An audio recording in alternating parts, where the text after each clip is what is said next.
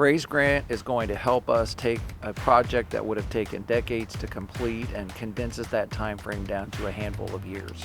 First Street, Central Avenue, Lincoln Avenue, and A Street will soon be redeveloped into complete streets. It's all part of the city's award-winning Lake Wales Connected Plan.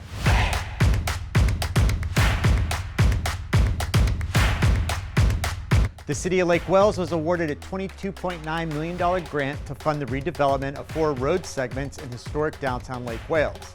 The funding was awarded by the Rebuilding American Infrastructure with Sustainability and Equity Program, also referred to as the RAISE program.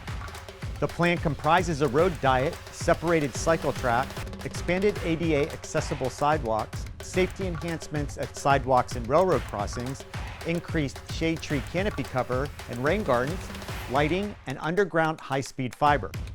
I spoke with Mayor Jack Hilligoss about the Lake Wales Connected Plan being one of 148 nationwide projects to be awarded funding by the RAISE program.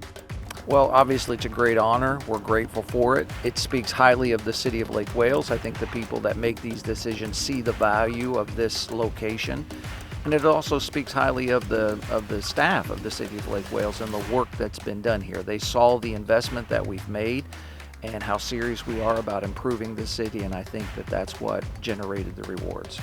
The RAISE program provides funding to projects of local and regional significance, such as multimodal and multi-jurisdictional road, rail, transit, and port projects.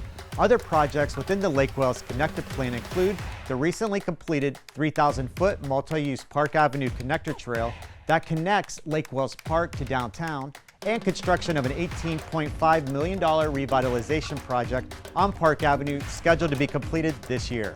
Stay connected with us on social media, subscribe to us on Nextdoor, and tune into us on YouTube.